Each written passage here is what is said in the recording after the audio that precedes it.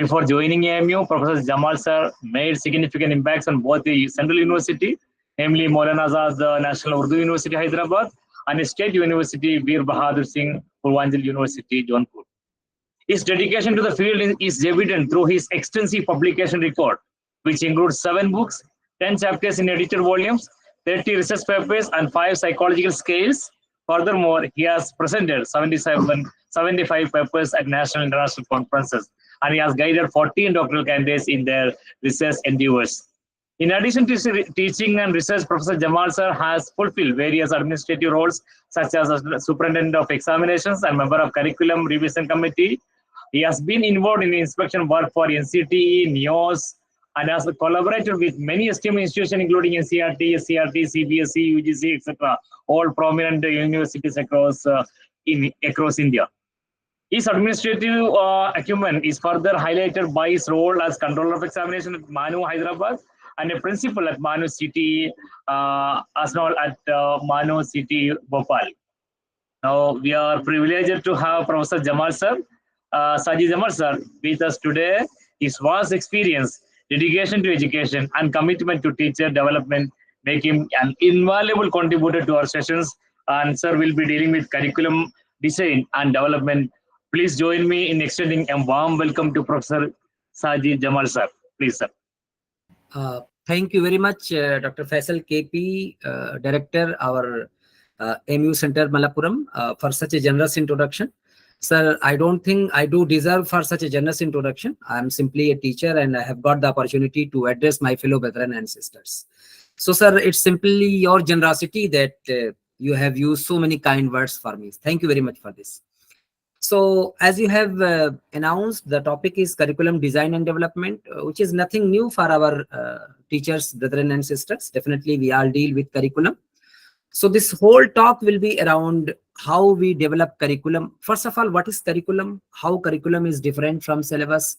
And then, you know, how many types of curriculum are there? What are the perspectives, various perspectives on curriculum, and how a curriculum is designed? I mean, all those things I would like to touch. So it is 3:35 by my watch, and I think I'll be needing 65-70 minutes in finishing the lecture. So I'm quite sure I'll finish it by 4:45, and definitely the remaining time we will utilize in question and answers. So before I proceed, I would like to request all the participants, please be interactive. Meanwhile, I will be asking questions or I'll be instructing you to do something. So please follow my instructions. So before I begin, I would like to know from you people, what is curriculum? Since all of you are teachers and I'm quite sure you know what is curriculum. So please respond. What is curriculum? What do you understand by curriculum? Your response, please. Sir, simply, Assalamu alaikum, it is the path by which we can achieve the goal of education. It's a way. Very good. Very good. Thanks for Ishtiyaq from Kashmir. Yeah. Very good. Very good. Any other clarification? Any other supplement to the response of Ishtiyaq, sir?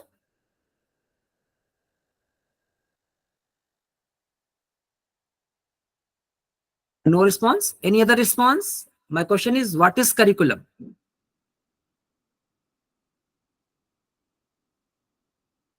Okay. So you're not responding. So first, let me. Yeah. Pardon, sir. Yeah. Hello. Yes. From my little knowledge, I am thinking curriculum is a course or something like this. I don't know.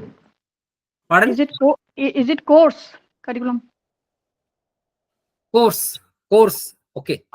Course. Okay. Shampa. COURSE. Yeah. I don't know whether it is sure. So Shampa ma'am, what do you teach? Assalamu alaikum, sir. I am Dr. Basha. Yeah. Yes, Dr. Basha. Yes, sir. Curriculum means it's a plan of teaching and learning and the designing the methods and skills for teaching purpose. Okay, Basha. Thank you. So any other response? Sir, may I speak? Sir, I think... Yeah. Imran sir, first you speak. Imran Okay. sir. Thank you, sir. I am Dr. Imran Ahmed, sir. As far as my understanding, curriculum is all about the customized knowledge to be imparted to the target audience. Okay. Okay. And Sadaf Jafri ma'am wanted to say something? Yes, sir. Yeah. Sir, Assalamu alaikum first of all. Sir, Yeah. I think it's all kind of learning experiences that we receive within the institution in the form of course content as well as co-curricular and extracurricular activities. Okay. Okay, Sadaf ma'am. Thank you. Thank you. Dr. Afsha Anis. Yes, ma'am. Do you want to say something? Sir, I mean Yes. curriculum is that activities which are going on within the institutions. Within the institutions. Okay. Okay. Thank you, ma'am. Thank you. Please mute yourself. Right. Right. Tosif sir has raised his hand. Tosif Ahmed Malik sir. Sir, actually, to my understanding, this curriculum is a planned sequence of instructions that aim at to achieve a goal in an educational institution. So, planned sequence of instructions to students. Okay. Okay. So many opinions have come about what is curriculum. Basically, curriculum is a very wide term, and definitely I don't think only one definition will be sufficient to clarify what curriculum is. But the first opinion that has been given by Dr. Ishtiaq, that is, it is certain kind of path through which we achieve our educational objectives. I think it's very much closer to the right definition of curriculum. So there is some issue, I think, with my PPTs, so I'm unable to share it. So no problem. I'm just presenting what I want to present. So what is curriculum? If you see the etymological meaning, of course, it has been derived from the Latin word curier, and curier means simply race course used by chariots. So, in the ancient time, in the Rome, there were some particular paths, there were some race course which were used by the chariots. Through this, in fact, this curriculum word has been derived. And through this, as Dr. Ishtiaq said, curriculum is certain kind of path. So, in order to move from one place to another, you have to use some path. And curriculum basically is that path through which you reach from one place to another. So in a nutshell, if we say curriculum basically is any path or course of study to be undertaken by an educational institution to be covered in a specified time frame. The course of events can take place inside the educational institutions and of course also outside it. So that's very important. Here, I don't know whether you have noted it or not. So many things you can teach students in the classroom. That is the part of the curriculum. But besides, there are so many things which they learn outside the classroom that also make the part of the curriculum. So can you specify this? What they learn outside the classroom and what they learn inside the classroom? My friends, your opinion. Sir जैसे कोई theory में पढ़ाया जाता है उसको हम practical करें बाहर में जाकर तो फिर वेरी गुड, वो इसी में आ सकता है. Very good, very good. Akhtar साहब क्या पढ़ाते हैं? Sir political science, government Raja PG college, Rampur, Uttar Pradesh. Rampur में. ओके, ओके अख्तर साहब, very good response. Sir educational tours, field visits, ये very good, very good. Tours, trips, field visits, so many things. Any other clarification? So see, in the classroom, definitely, there are so many theories, there are so many skills, there are so many, values which you inculcate and impart. But that's not the only thing.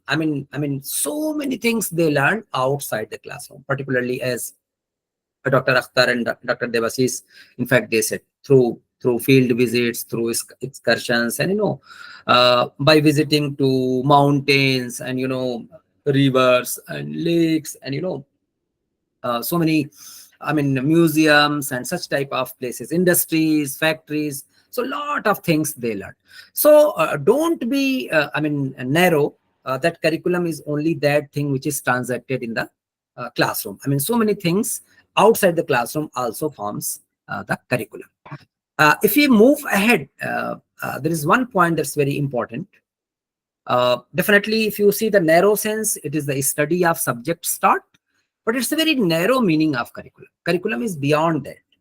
And in a broader sense, if you see, curriculum includes the experiences necessary for individuals of a society to have, for example, social skills, problem solving skills, and of course communication ability.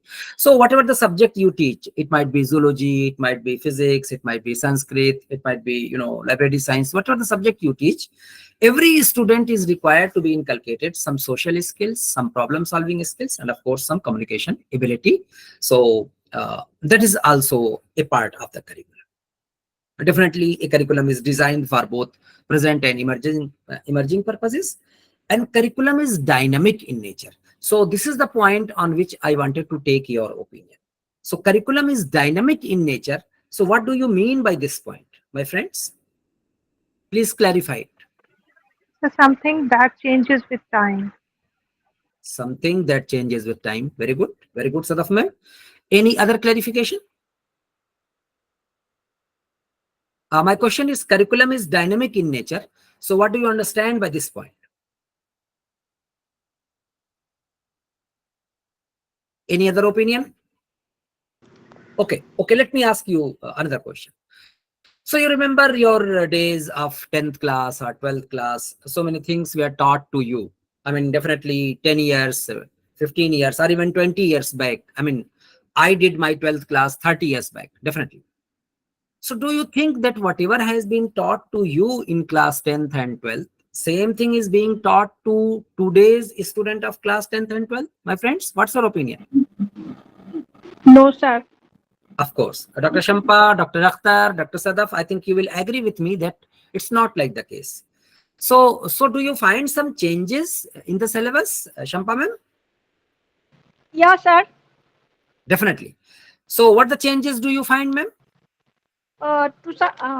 To some extent, not totally changed, but to some extent it has been changed since my son was also studying in English medium ICC board. So whatever we learned in the childhood, not exactly the same. Definitely. Some changes has become, and day by day always is changing. That is day developing, by day, I think. Right. That is day by day, something new is being added and old things being deleted. Right, Shamba ma'am? Yeah, sir. So I think all of you agree with this. And through this, in fact, curriculum remains dynamic. It's never static. It's never like that. Whatever has been taught 100 years back, or 20 years back, or 30 years back, it will same. Even at higher education level, since most of you will be the member of the IQAC, or a member of the board of studies, or a member of the academic council, like that, and you know, every 3 years or every 5 years, it is instructed by the university, or it is instructed by the vice chancellor, or it is instructed by the UGC or the other bodies to review the curriculum, to update the curriculum. So what they need, in fact, they need that whatever the new developments are taking place in the field, those should be added in the curriculum, and old things should be slowly deleted. So by that way, definitely, curriculum remains dynamic. Now, there's one point, and that's very important. There's one word, that is syllabus, and syllabus is synonymously used with curriculum, but definitely curriculum differs from syllabus.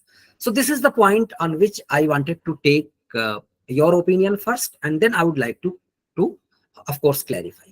So what's the difference between curriculum and syllabus? Your opinion, my friends.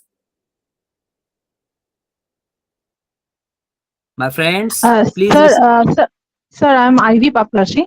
I think, sir, syllabus is a detail of curriculum. What do we want to achieve as goal, that is written in a clear way in syllabus. Okay. Any other opinion? Sir, syllabus are the only points, and how exactly a teacher wants to or the course is designed, that students should know each and every points. That is curriculum. For practical, how to conduct the practical, any activities or any field visit, any co-curricular activities also included in the part to teach the particular syllabus. Okay. Any more? Any third clarification? Sir, syllabus has time foundations. Okay. Okay, Afshaman, I got your point. So any other opinion, Sadaf ma'am? Sir, it's about the theoretical content that is related to the particular course that we have to cover within a particular semester or in a year. That that makes a syllabus, but it does not include the content that has to be delivered outside the four boundaries of a classroom. Very good, very good. So in a nutshell, what Sadaf ma'am said, in fact, syllabus is narrow, whereas curriculum is wide, isn't it, Sadaf ma'am? Do you agree with me? Sadaf ma'am? Okay, Afsha ma'am? Absolutely, Yes, sir. sir. I totally agree with you. Right. Yes, sir. So this is the first difference. This is the first difference that I have come to the conclusion through your opinion, that syllabus is narrow, whereas curriculum is wide. So why syllabus is narrow? Because you will be given a piece of paper in which it will be mentioned that this particular course has 4 units. Every unit has 10 topics. So in total there are 40 topics, and in how many periods you have to finish first unit, how many periods you have to finish second unit, how many periods third and fourth unit, it will be mentioned. And sometimes it is also mentioned in the syllabus how you are going to transact that particular unit, that is what method of teaching you will be using. So each and everything is prescribed, is written in the syllabus, as well as it is also written how you are going to assess the students. But so far as curriculum is concerned, each and everything definitely will not be written. There will be something written as well as something hidden. So 2 points we have come to the conclusion the moment we are differentiating curriculum from the syllabus. Number 1, syllabus is narrow and curriculum is wide. Number 2, curriculum may be written or hidden, but syllabus strictly will be prescribed. It will be strictly written. So to clarify this point, in fact, I would like to tell you one story. That story is very interesting, and of course, I'm quite sure you people will like it. So, I'm a teacher educator. I'm a teacher trainer. So my job is to prepare teachers. And this society, the society in which we live, it puts a lot of emphasis on teachers. That is, the teachers have a lot of social responsibility. So definitely my B.Ed students, after completing the B.Ed degree of 2 years, they will go to the society and they will serve as a teacher. And they have to somehow, realize this huge responsibility that the society puts on their shoulders.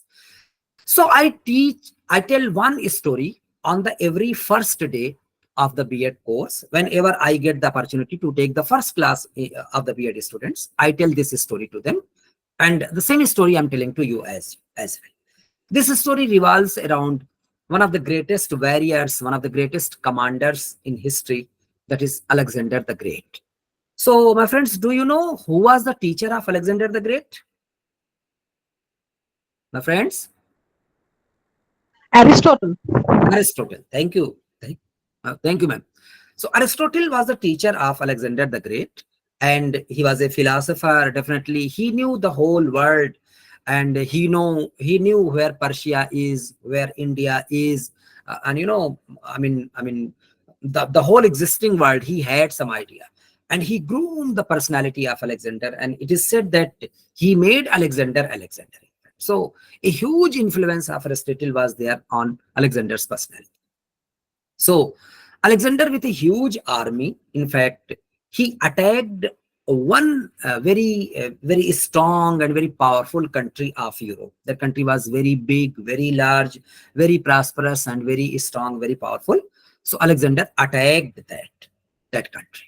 So when he attacked, in fact, all the great soldiers, all the renowned, and brave people, they were there in the army of Alexander. He himself was very brave, but so many other brave people were also there in the army, and Aristotle was also one of them. So definitely, when he attacked, so what happened? The enemy's army, they started to flee from the battlefield, of course, and one time they started running away. They flee from the battlefield, and finally they took refuge in the fort of that country. And that fort was very huge, very big, and very strong. So that fort was situated on a river bank. And at that time, when Alexander attacked that country, that river was flooded, in fact.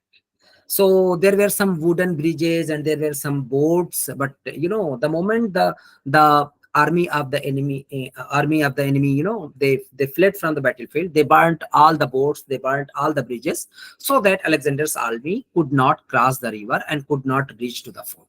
Now it was a very difficult situation. Victory would not have been completed unless and until that fort would have been won.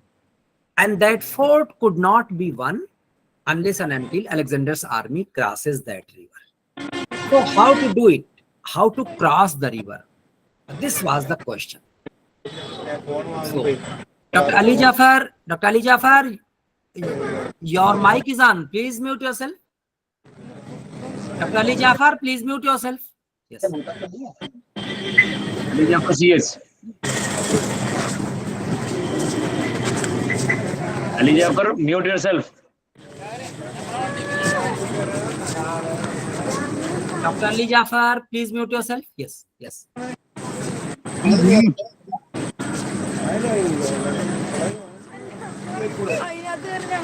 I think he has forgotten. Okay. So you see, this was the difficult question. How to win the fort and how to cross the river. Please mute.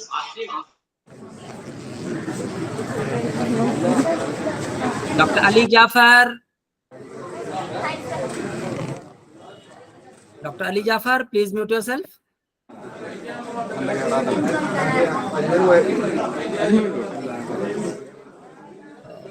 The provision for a host to mute is not there. Otherwise, I could have muted him. Sure. Okay, no issue. I think he has forgotten.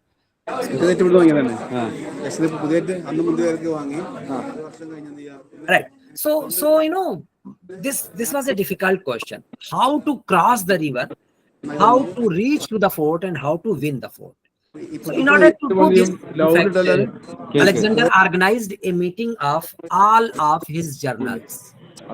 So all of his journals were there in the meeting, and Aristotle was also there. And the question was, how to cross this river to reach to the fort. So many opinions. Finally, one opinion came that someone of us will go to the river, will enter into the water, will try to know the depth of the river, as well as will try to know the flow of the water.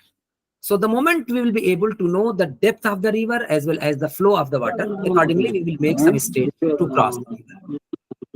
So this opinion was liked by everyone, but the million-dollar question was, who is going to enter into the water?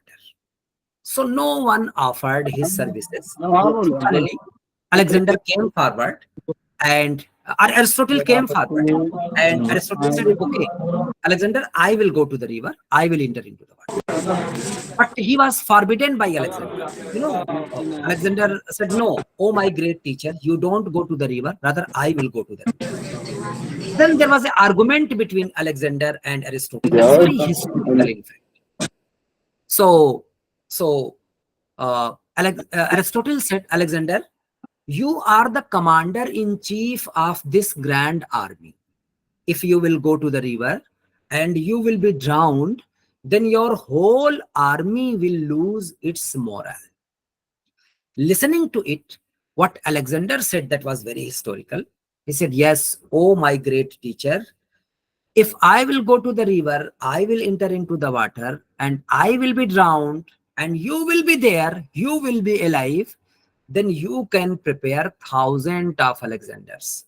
But oh my great teacher, if you will go to the river and you will be drowned, then me and my whole army will not be able to prepare a single Aristotle. My friends, you got the story? My friends? Yes, sir. A wonderful Yes, sir. story. Yes, right. So through this story, what the message I want to convey?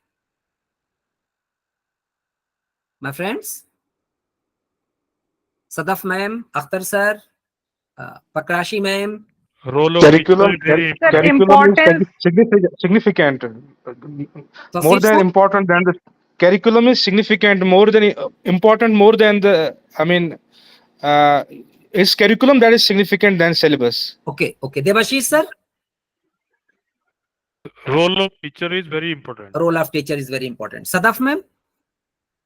Yes, sir. The value, significance, and the role of a teacher. How Right. important he is. Right.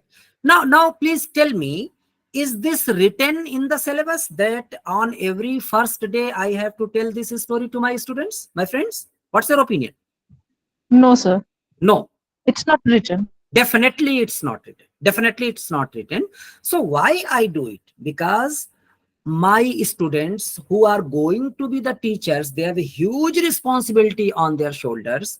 So to sensitize them towards that responsibility, I tell this story, though it is not written in the syllabus. So remember, my friends, syllabus strictly will be prescribed, will strictly be written, but curriculum may be written as well as may be written. So far as values part is concerned, so far as skills part is concerned, so far as realizing the social responsibility is concerned, so far as, you know, acquainting with the social aspiration is concerned, I mean, all those things might not be written. They might be written, and through you, they will be reaching to your students. So definitely that is an important part of the curriculum. So two differences between curriculum and syllabus, we have come to the conclusion. Syllabus is narrow, curriculum is wide, whereas syllabus is strictly written, but curriculum is maybe written or maybe written. Third point, you know, syllabus mainly focuses on one aspect of the development, and that is cognitive development, whereas curriculum, you know, is much focused on all around development. So this is the point again on which I wanted to take your opinion. So what's all around development and what is cognitive development, my friends? My friends? Sir, cognitive development means knowledge development. Knowledge development. Knowledge, yes. Bookish And all knowledge, round, mental development. exactly, sir. Right. And all round development means having the ability to think creatively, problem solving. Everything will come under this, as well as social skill, interpersonal skill, everything, sir. Right. Sadaf ma'am? Yes, sir. Under cognitive development, we focus only on the mental faculties. But when we talk about the all-round development, we focus upon effective as well as psychomotor development also. Right, right. So you see, I mean,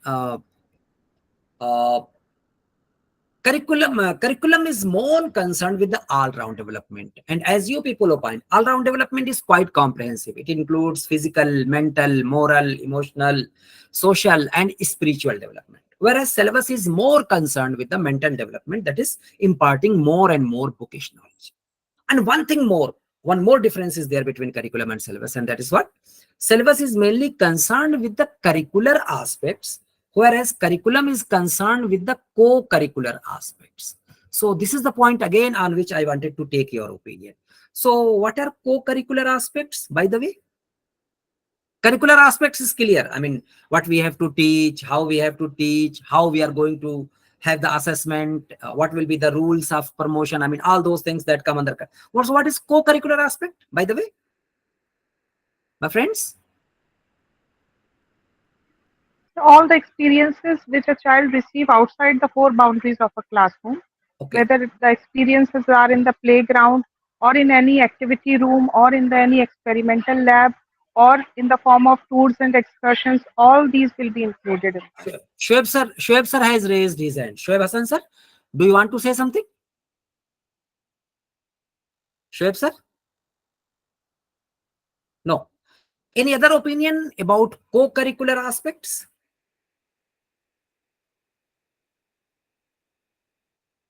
Okay.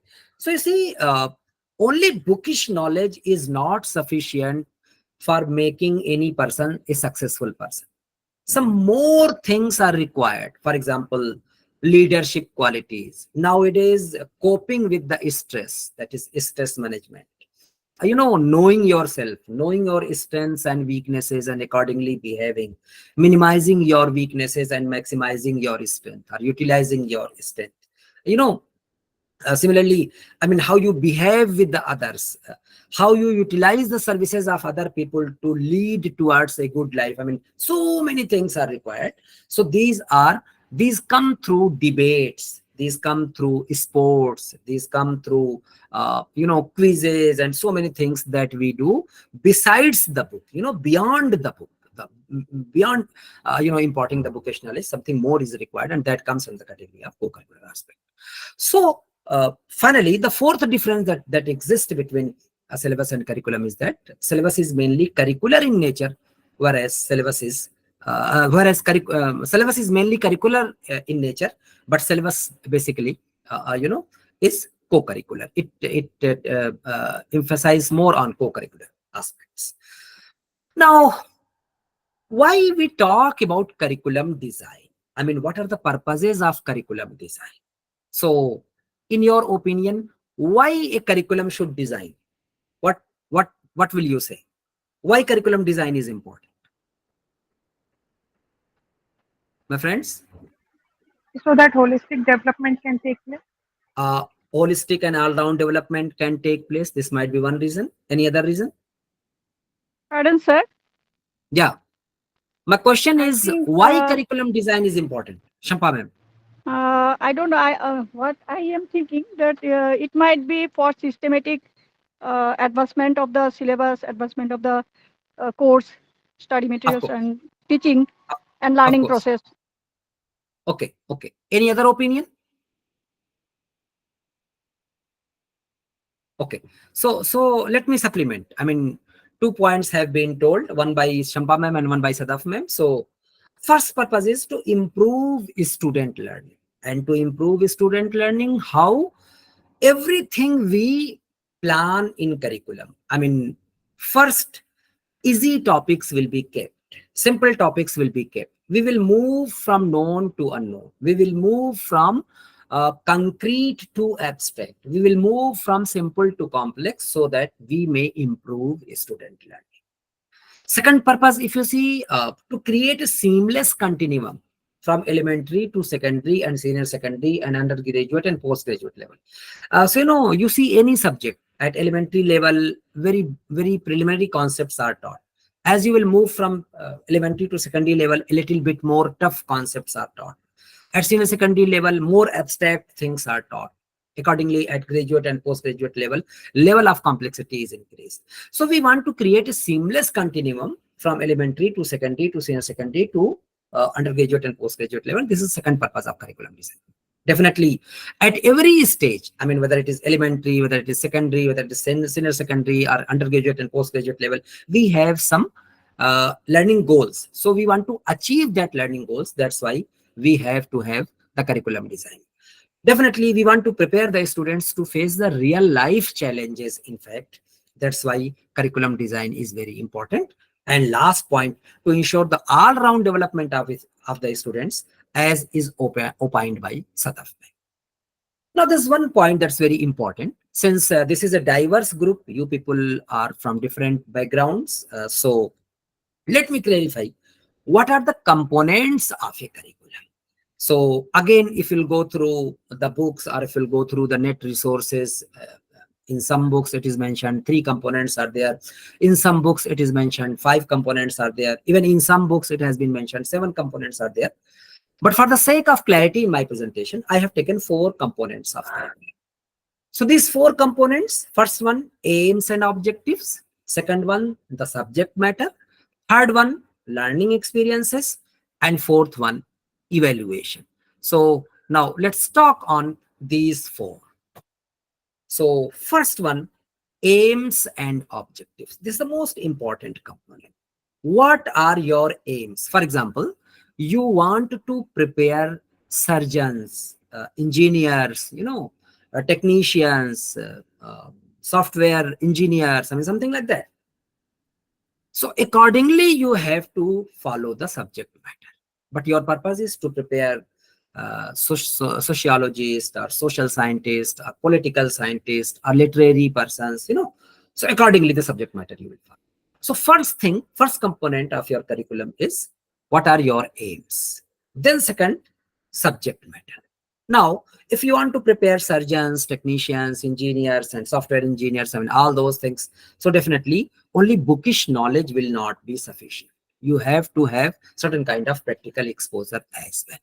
But if your purpose is to make sociologists, to make, political scientists, so it might happen. I mean, they might need more and more theories, more and more bookish, and more theoretical knowledge.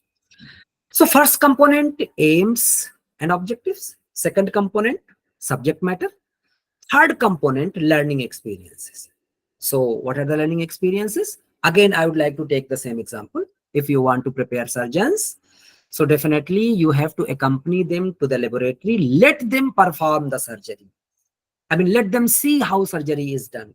Let them see how, I mean, these softwares are made and how they are run and what are the various complications during the making of softwares, and if some complication will come, how those complications will be removed. I mean, in a nutshell, if I say only bookish knowledge will not be sufficient. Somehow you have to provide, practical experiences.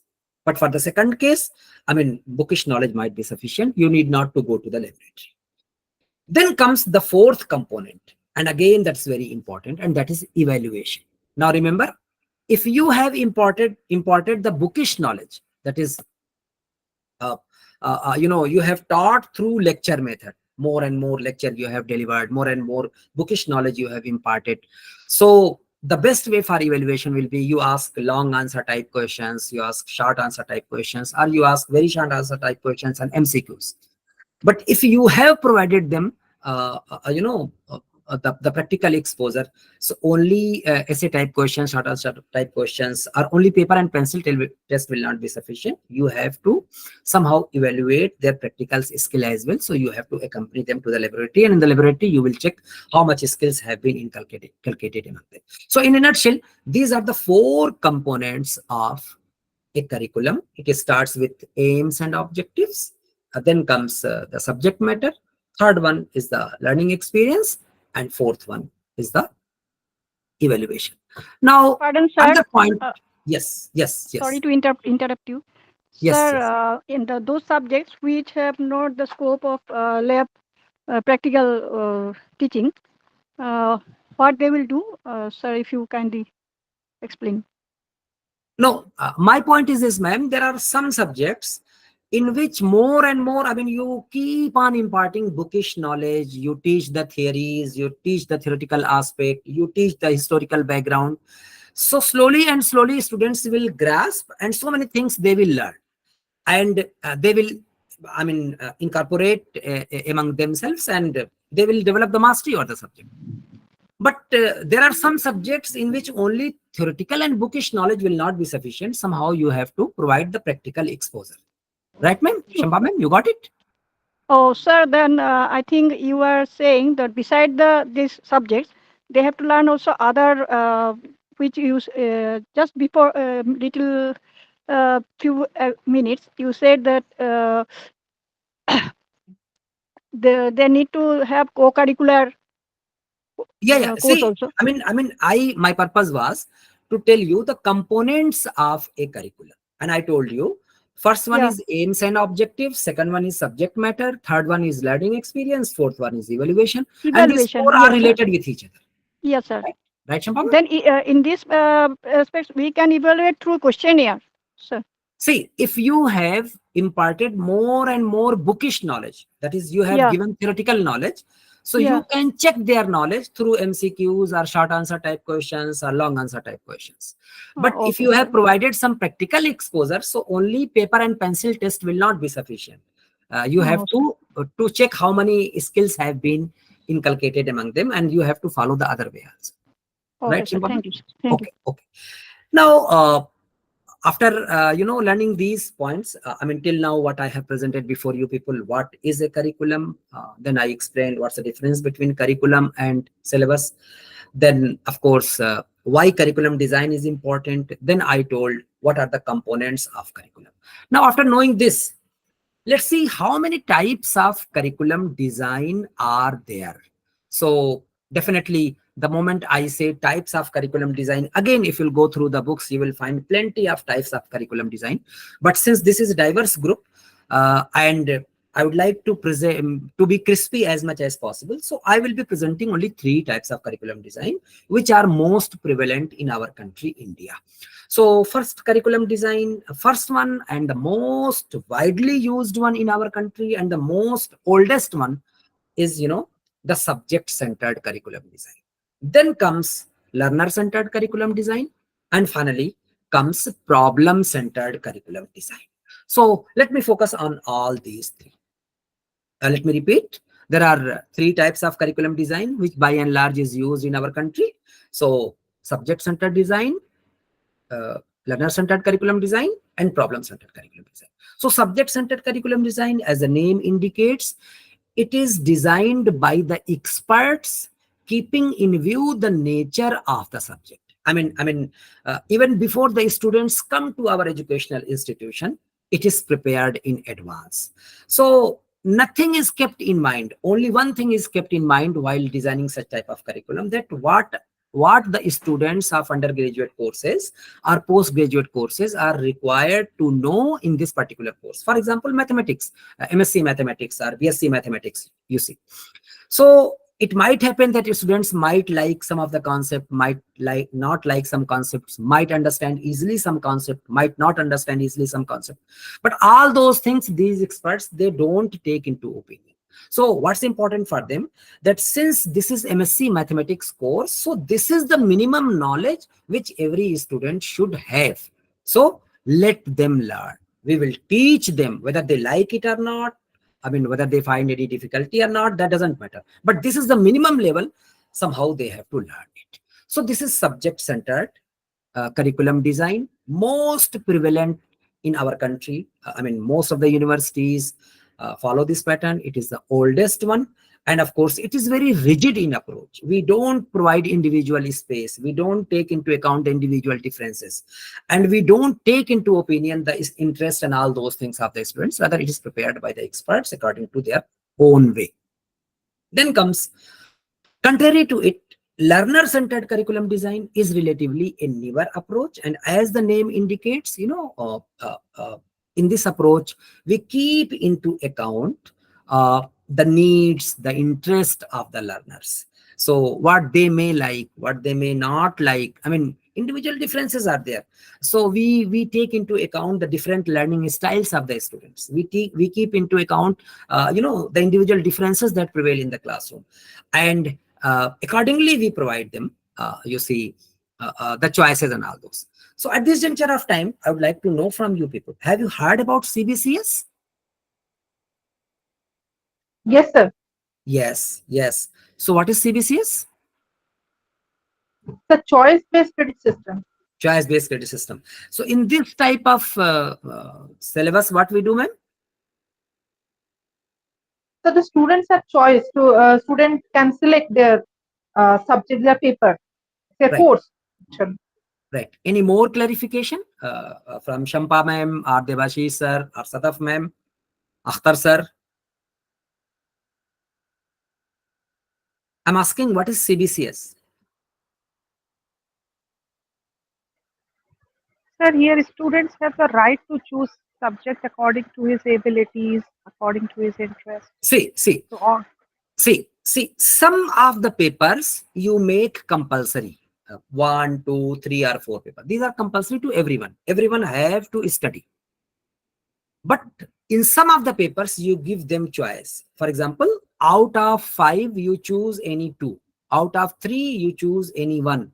Out of 4, you choose any 2. Out of 8, you choose any 2. Isn't it, my friends? Do you agree with me? Yes, sir. Yes. Yes, So sir. you provide more and more choices. And how the students will choose? Definitely based on their liking and disliking, based on their interest, based on whether they will be able to understand. Some paper might be tough, some paper might be relatively easy, some paper might have more scope from the job point of view, some paper might have less scope. All those things they will take into account. Accordingly, they will choose. So CBCS is a perfect example of learner-centered curriculum design. So what's the learner-centered curriculum design? In this, by and large, we don't impose things on the students. Rather, we try to give more and more choices to the students. But again, as the subject-centered curriculum design is very rigid in approach, contrary to it, learner-centered curriculum design is more flexible. But definitely, again, it has a demerit that, in our classrooms, I have seen so many classrooms in which, undergraduate classes, particularly 100 students. In some of the classes, I have seen 150 and 200 students are there. So accommodating the choices of all the students, so many of students, definitely is a very cumbersome job. And this becomes, sometimes this becomes very cumbersome for the organizers, for the administrators. So this is one demerit of learner-centered curriculum design. So contrary to, whether it is subject-centered curriculum design, whether it is learner-centered curriculum design, we have a third curriculum design, and that is problem-centered curriculum design. So what is problem-centered curriculum design? In fact, students, the moment they pass the exam, they leave the university, they take the degrees, then they come to their real life. And in their real life, they face a lot of problems. So what we focus in such type of curriculum design, we want to present more and more problems before them, more and more case studies. We try to teach in such a way so that more and more problem solving skills may be inculcated in them, so that the moment they leave the universities, the colleges, and they enter into the practical life, and the moment they are facing the challenges of real life, they might be able to solve those challenges. So this is problem-centered curriculum design. Of course, it's very much different from learner-centered and subject-centered curriculum design. But again, the demerit of this is that, in fact, it's very difficult to design. I mean, so many people will come together, they will sit together, they will think for hours and days, and then and only then they will be able to prepare such type of curriculum that is problem-centered in nature. So in a nutshell, I have told you people that there are by and large 3 types of curriculum design which prevail in our country. So most widely used one is the subject-centered curriculum design, and the most oldest one, second one, learner-centered curriculum design, relatively newer one, and less rigid, more flexible, and the third one is problem-centered curriculum design. Now with this, if we move ahead, my friends, there is one issue that's very important. What are the curriculum design tips? How to design the curriculum? So I'm quite sure at this juncture of time, you people are young. I can see so many young people among you, but I'm quite sure after 10 years, after 5 years, after 3 years, definitely you'll be senior. You'll be member of the board of studies, you'll be member of the academic council, and where you will, definitely design the curriculum. You'll be a member of curriculum design committee, I'm quite sure. So you should know how curriculum is designed. Now, the moment I say how the curriculum designs, so I will be following 7 steps. So I'm giving you 7 tips for the curriculum design.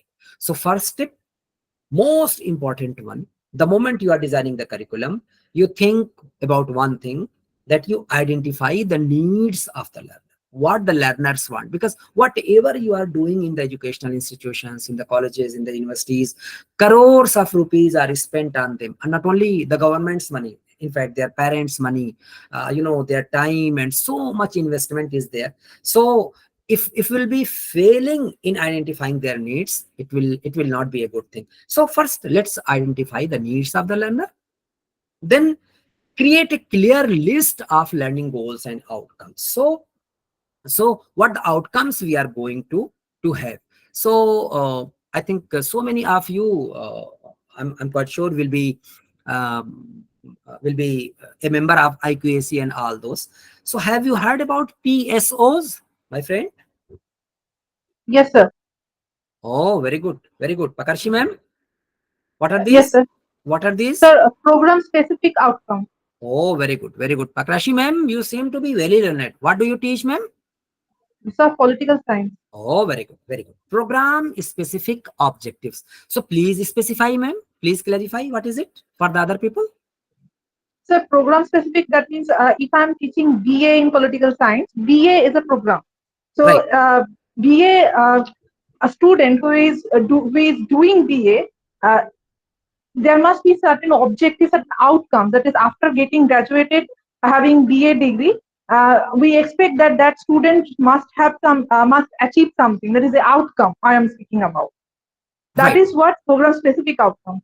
Very good, very good. So other people agree with Pakrashi ma'am?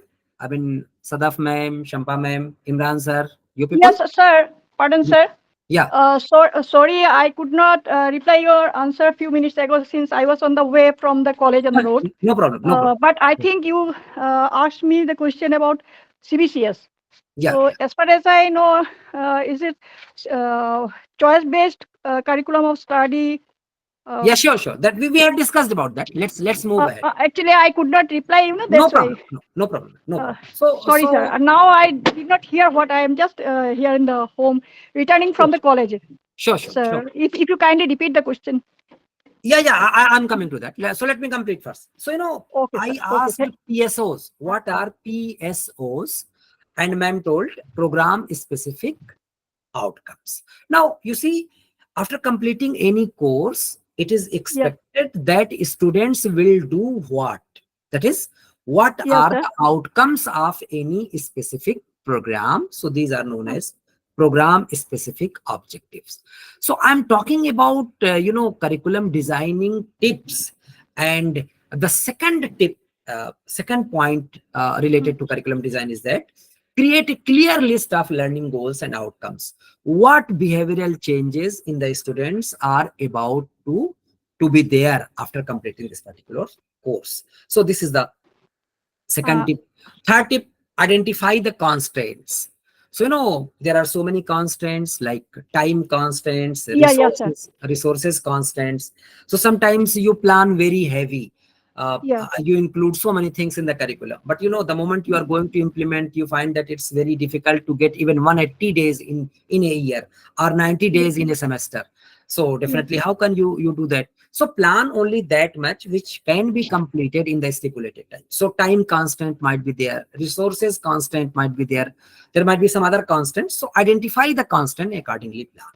Then create a curriculum map. Curriculum map simply, this is one particular course. It has 4 units and every unit has 10 topics. So in total, there are 40 topics, and the total time that you will be getting 90 days or 90 periods. So approximately 2 periods or 3 periods for every topic. So, I mean, everything should be planned so that this transaction might be there in the classroom smoothly. Because if you'll not plan in a better way, so what will happen? In the beginning, you will be slow, and later on, you will be fast. So you might complete your syllabus, but students will not be able to understand. So it will be of no use. So a curriculum map means how I'm going to proceed, how much time I'm going to give on one topic, what the method of teaching I will follow to teach some particular topic. This is curriculum map. Then, of course, the teaching methods. Every teaching method will not be suitable to teach every topic. So most of the time we use lecture method, but besides lecture method, there are so many other methods, like you give assignment to your students, like you send the students to laboratory, then you give some case studies. I mean, so many methods of teaching. So identify which method is suitable to teach which topic. Then how you're going to evaluate. It will be simply paper and pencil tests, that is essay type, short answer type, and MCQs will be there, or some other type of evaluation will be there. I mean, everything should be planned. And finally, one point is very important. Don't think that curriculum design is a one-step process. Only alone you can do, or once you will do, now it will be forever. No. Curriculum design is a process in which so many people are involved. They sit together, they think together, and finally curriculum is designed. And it is designed simply for 3 years or 5 years or like that, not more than that. So definitely, I mean, after 3 years, some changes will be required to be made, So curriculum design is not a one-step process, that you have to remember. Now, I'll be talking about some of the perspectives of curriculum design and development. And of course, I'll be selecting 4 perspectives. So first perspective, technical scientific perspective. Second perspective, non-technical, non-scientific perspective. Third perspective, humanistic aesthetic perspective. And last one is the social reconstructionist perspective. So I think these 4 perspectives I'll be presenting before you people one by one. And of course, then my lecture will be over. So we have, it is 4:30 by my watch. So 15 minutes we have. I'm quite sure in the 15 minutes, I'll be able to cover all these 4 perspectives. So technical scientific perspective, let me repeat what 4 perspectives I want to present before you people. Technical scientific perspective, non-technical non-scientific perspective, then humanistic aesthetic perspective, and finally social reconstructionist perspective. So first perspective, that is technical scientific perspective. So what is technical scientific perspective? You see, since 19th century onwards, we have seen so many progress, so much progress in the field of science and technology. And that impact is there on the curriculum design as well. That is, we want to include more and more such topics which have some relevance.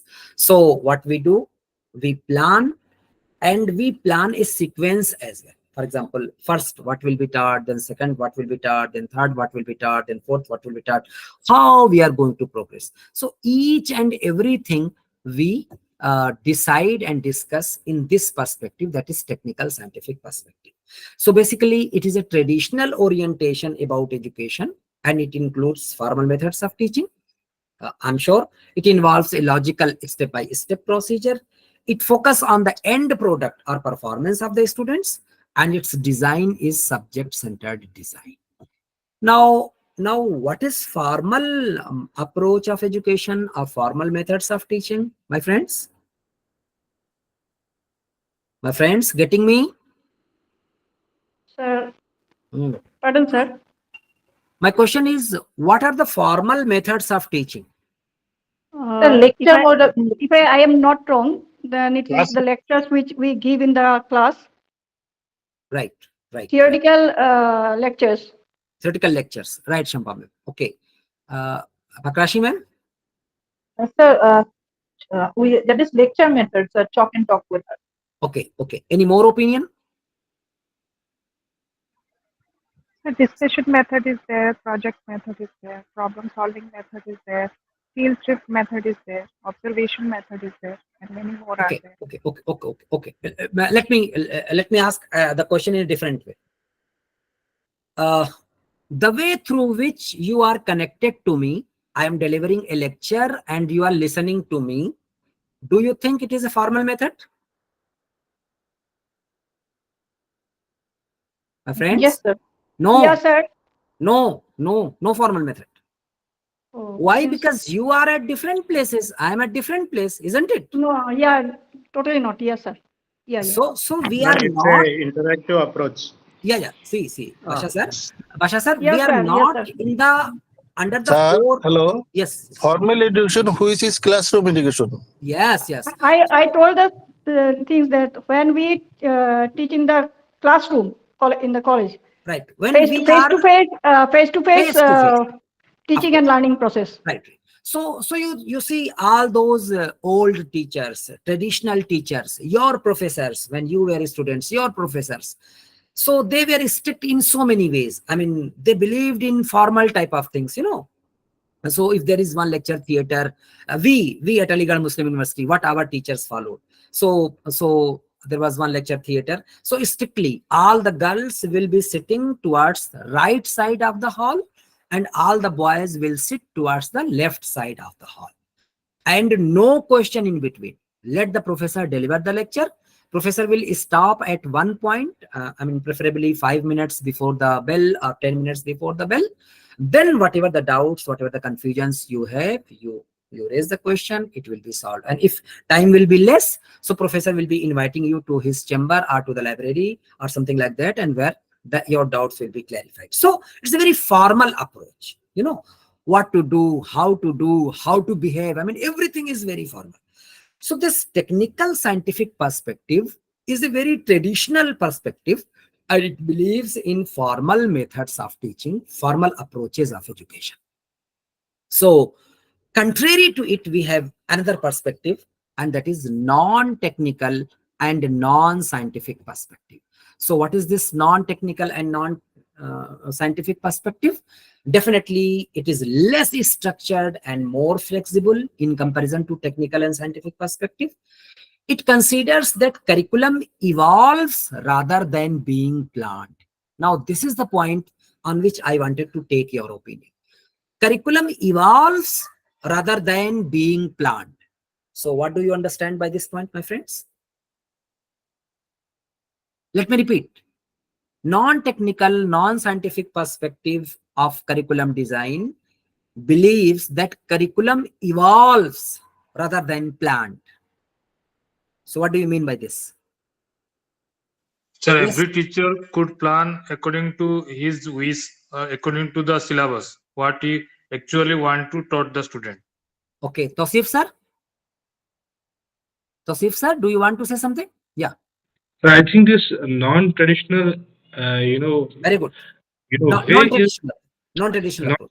Of It course. is where teacher has so much of flexibility. He reads the pulse of a student, and he keeps those experiences in mind, in the light of which he can give some inputs, and then he can develop it in his own way or her own way. Whereas in scientific and traditional method of teaching, way of teaching, there is not so much of flexibility there. It's one way process of learning, where a professor communicates things to students without taking them on board. I think that's the bigger difference between the two. Right, Tosif sir. Very Pardon, good. sir. Yes, Shampaban. I am absolutely agree with those Tosif sir. teachers. Sir. Yeah. And here the students get the independence of his expressions of what he want to say, his expression, free learning. This can be there will be flexibility, no rigidity in the development of his education, I think. Okay. In Okay, this my friends. informal. Right. See, my friends, there are so many changes in the society, and automatically we as a teacher follow those changes. Biggest example is this one. Tosif sir is from Kashmir, and Debashish sir, I think from Bengal, Ashampa ma'am from Bengal, and Sadaf ma'am from Kerala, and myself from Aligarh. We are at so many different places, thousands of kilometers apart, but there is one virtual platform which has connected all of us, and I'm trying to impart and you are trying to grasp. So do you think 6 years back or 7 years back, it was thinkable that one time will come in the coming 6 or 7 years, when without approaching to HRDC, without approaching to academic staff college, your professional development will be possible? Do you think it was thinkable 6-7 years back, my friends? Not at all, sir. Not at all. But it is possible.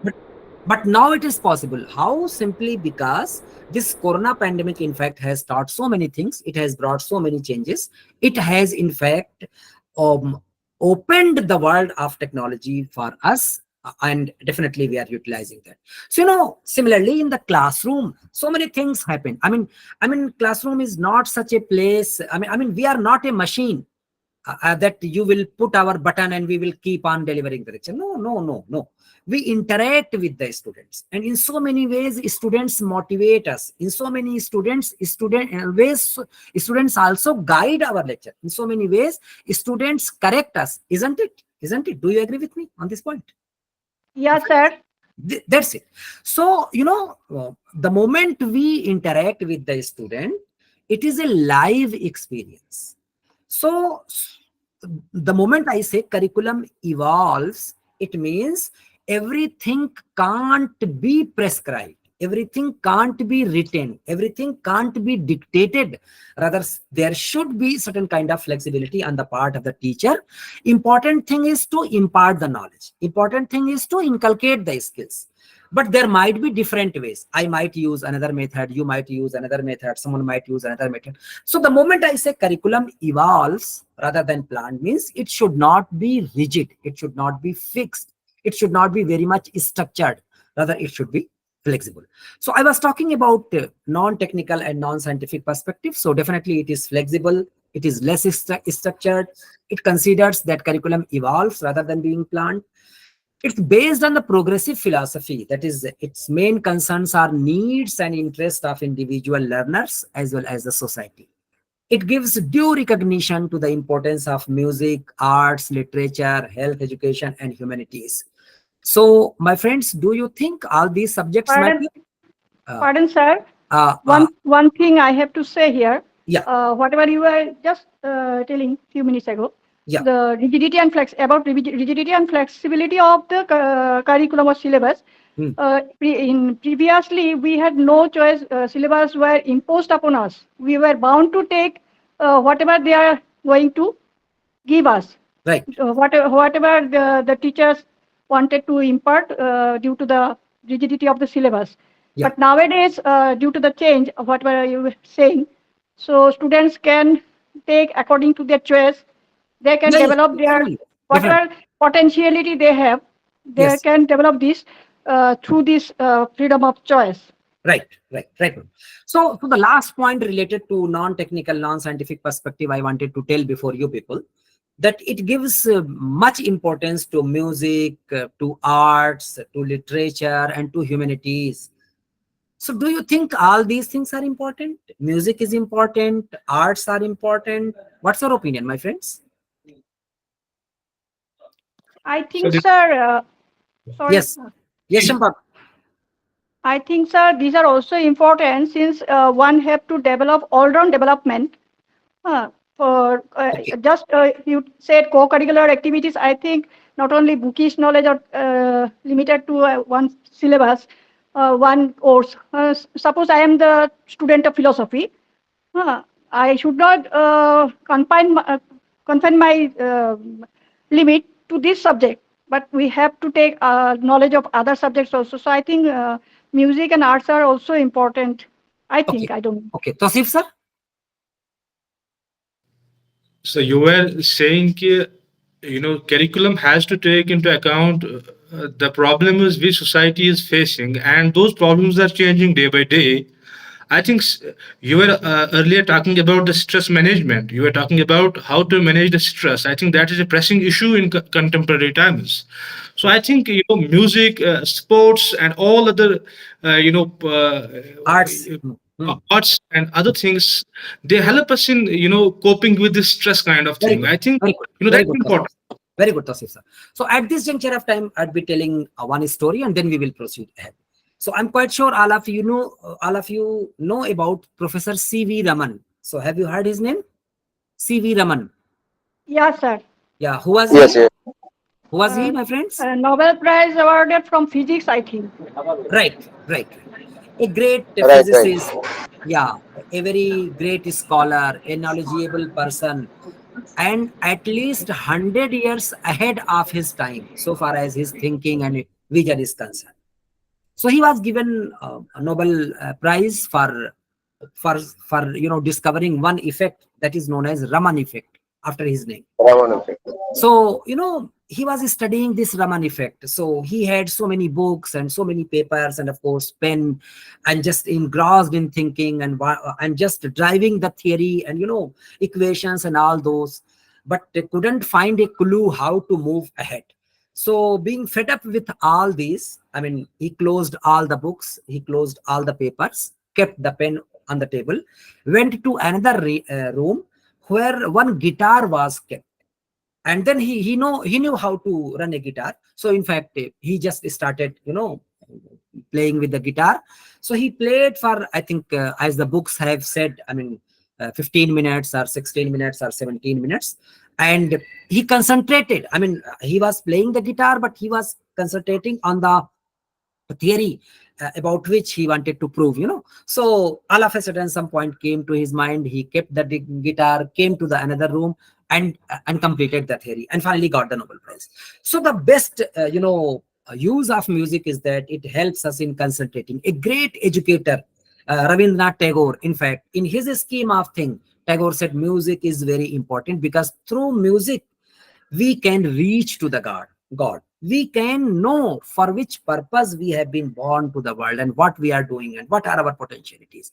So music has its own importance. And in this era, as Dr. Tosif said, it's very, very much relevant. that we are suffering from so much stress and anxiety, and of course music has the potential to reduce stress, to reduce anxiety. So music has its own importance. Similarly, arts is very important. Why? Because arts is the best way to express your potentialities. So all the creative people, I mean, there are so many ways to identify the creative people, but the best way to identify the creativity is through the arts. So music, arts, and literature and humanities, all these subjects are very important, and this is the perspective of non-technical and non-scientific approach. So I have presented two perspectives before you people: technical and scientific perspective, non-technical and non-scientific perspective. Still two perspectives are left. One is humanistic and aesthetic perspective, and the fourth one is social reconstructionist perspective. So let me tell something about humanistic aesthetic perspective. So it emphasizes on freedom, values, and abilities. It's very much based on democratic principles. It focuses on all-round development. It develops self-actualization, and definitely it is neither mechanistic nor traditional nor rigid. There is one philosophy of humanism, that came into existence after the Renaissance occurred in Europe. So when massive mechanization and massive industrialization in Europe was there, then human life become very miserable, and out of that misery and out of that plight, in fact, this philosophy came into existence. So humanistic philosophy very much believes that human values should be propagated, aesthetic values should be propagated. A human should always be a human, and machines should be subordinated by the human. I mean, machines should never dominate the human being, something like that. So this philosophy has impact on curriculum design as well. So this perspective is known as humanistic aesthetic perspective. Now finally, the last perspective, and that is social reconstructionist perspective. So again, after the Second World War, you all know it was a very destructive war. More than 50 million people died. So many countries completely destroyed, and massive destruction took place. So a philosophy evolved after the Second World War that let's reconstruct the society, and let's reconstruct the society on the basis of freedom, on the basis of removing the oppression, on the basis of removing the misery and plight, on the basis of equality, on the basis of fraternity, on the basis of democracy. So let's reconstruct the society. And the moment you want to reconstruct the society, so you have to use education. Education is the best way to reconstruct the society. And if you want to reconstruct the society through education, then first you have to reconstruct your curriculum. So this approach is known as social reconstructionist approach, or this perspective is known as social reconstructionist perspective. So what this social reconstructionist perspective says, so as I mentioned, it emphasizes on addressing various social questions, various social problems, and these social questions should be raised through education. Their solution should be raised through education. Their problems should be raised by the education, as well as the solution should be solved by the education. And through education, we should create a better society and worldwide democracy. And for that, it is required that we have to reconstruct the curriculum. So it focuses on a curriculum that highlights social reforms. It believes that system must be changed to overcome oppression and improve human condition. And definitely, it strictly believes or recognizes that education is the means of preparing people for creating this new social order. Which new social order? This social reconstructionist order, which is both based on democracy, which is based on equality and fraternity, and which is based on human rights. So that's all, and thank you very much, my friends. So let me summarize. Still, I mean, it is 4:48 by my watch. Still, we have 2 minutes. So let me hurriedly summarize. So I started my lecture with asking a question, what curriculum is. You people very beautifully responded. So we came to the conclusion that basically curriculum is a path moving on which we achieve the educational objectives. Then I tried to clarify how curriculum is different from syllabus. So we came to 3-4 conclusions. Number one, of course, syllabus is narrow, but curriculum is wide. Number two, curriculum may be written or hidden, but syllabus is strictly prescribed or written. Number three, syllabus mainly focuses on curricular aspects, whereas curriculum focuses on co-curricular aspects. And number four, syllabus basically deals with the cognitive development or the mental development, whereas the curriculum deals with the all-round development. After this, we came and talked about the components of curriculum, and I told there are 4 components of curriculum. So first component of the curriculum, aims and objectives. Second one is the subject matter. Third one, learning experiences. And of course, the fourth component, evaluation. Then I came and I talked why curriculum design is important. Definitely curriculum design is important because of improving learning, because of creating a seamless continuum, because of ensuring all-round development. Then I came forward and I talked about how many types of curriculum design are there. So I talked about subject-centered curriculum design, learner-centered curriculum design, and of course, problem-centered curriculum design. Then I talked about curriculum design tips. There are 7 tips that I told before you people. And finally, I talked about various perspectives of curriculum design. So I told about 4 perspectives: technical, scientific, non-technical, non-scientific, humanistic, aesthetic, and finally social reconstructionist perspective. So thank you very much, my friends, for listening to me with patience.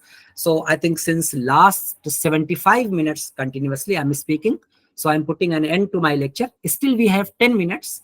So definitely we can utilize these 10 minutes in answering your question. If you have any question or if you want to share anything, definitely you can share. So it's over to you, my friends. Thank you very much, sir. It was enlightening session, and the way you have at last summarized it beautifully. I think that's what teacher is supposed to do, to summarize the lecture beautifully at the last, so that students it will remain in the memory of the students where your students said. So actually, what I'm saying, you were talking about the social reconstruct approach. Yes. So social reconstruct approach, I think the underlying philosophy of this social reconstruct approach is that, ideas have a potential to reshape the world. Yes. So I think that's an underlying assumption of this approach. Of course. And ideas have a potential to reshape it. That's what constructivism is. Yes. So you were about social constructivism. You were talking about, social reconstruction. Yes. So, but I think, how we can, since you are an educationist, so I personally also, grapple this kind of problem often, that, there is this is an era of postmodernism where you have diverse sensibilities, where we have different sensibilities, different issues are there, different subjectivities are there. The challenge before this social reconstructivist approach is how to address all this kind of the challenge which postmodernism is posing to educationists. So your opinion about that, how we can take forward this social reconstruct approach in an age of postmodernism. Thank you very much. Right. I think Dr. Tausif, you belong to literature, isn't it? I belong to political science. Political science. Okay. In fact, of course, that is not my subject, and of course, I am much away from literature as well. But you see, Dr. Tausif, this whole philosophy came out after the destruction of Second World War. And if you see why the Second World War occurred, because of the autocratic rulers. All the big rulers at that time who were responsible for the destruction, they were autocratic basically. Why this occurred? Because of the misunderstanding, because of the intolerance, because of the greed, So ultimately, human lives were lost. Ultimately, humanity lost, So this philosophy first talks about democracy. Everything should be discussed democratically. The new social order strictly be based on genuine democracy. This is one thing. Let's develop tolerance. Let's develop generosity. Let's take into account the individual differences. Individual differences will be there. Differences can't be wiped out. can't be wiped out simply. Differences will be there, but we have to learn how to accommodate with those type of things. So basically, I mean, there are so many things that have been mentioned in this social reconstructionist approach.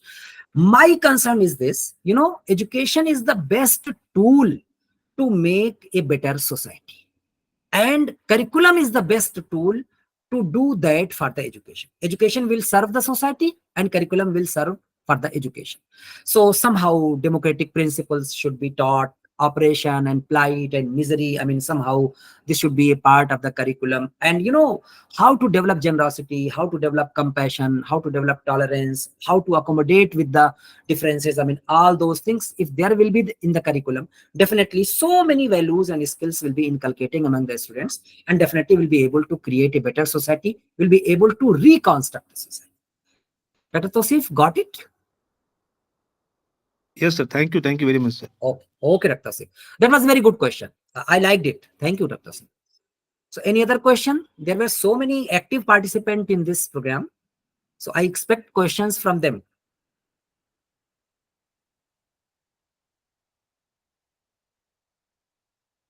Okay.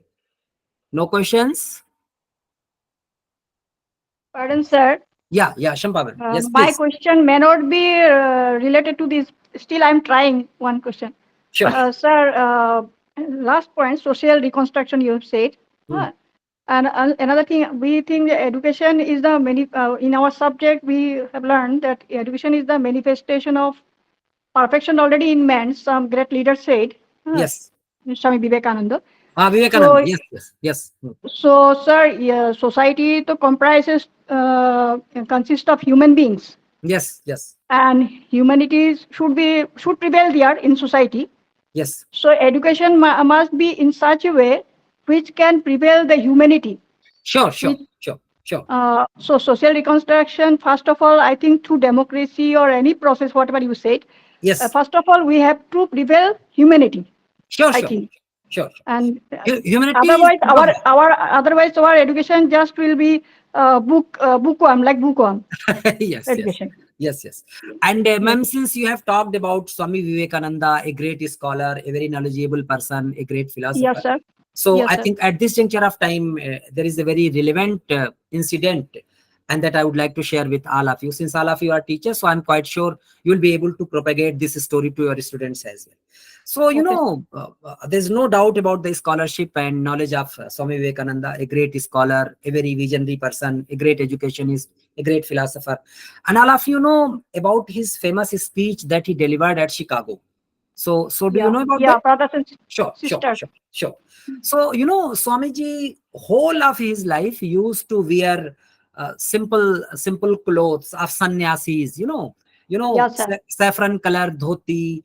I mean, half of the dhoti that covered half lower part of the body and half just above the upper part of the body. So this was a simple, cloth that he used to put on. So the moment he delivered that lecture, at that time also he was wearing the same cloth. The moment the program was over, definitely he mesmerized the people. All of them who attended that program and who listened to him, they were mesmerized by his lecture. So the moment the lecture was over, there was one journalist who approached to Vivekananda and said, Vivekananda, you seem to be a very great scholar. You seem to be a very knowledgeable person. You are a great philosopher. But you know what the attire you have put on. So why you don't go to a tailor and become a gentleman? Because in that society, it is thought that a tailor makes you a gentleman. So he said, Vivekananda, why you don't go to a tailor and become a gentleman? So listening to it, what Vivekananda said, that is very important. That in your country, a tailor makes you a gentleman, but in my country, my character makes me a gentleman.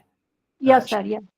So, you know, these things, I mean, character building, nation building, individuality, respecting individual differences, democracy, you know, honoring the individual differences, accommodating with the differences. I mean, all those things are most important. Bookish knowledge definitely is important, but somehow, I mean, bookish knowledge prevails over all the other things. So what we should do, all these things that I have talked about, this should prevail about the bookish knowledge. Because bookish knowledge might be attained in this era at any time. But all these values and all these skills that I am talking about, it's very important to be imparted, to be inculcated through education.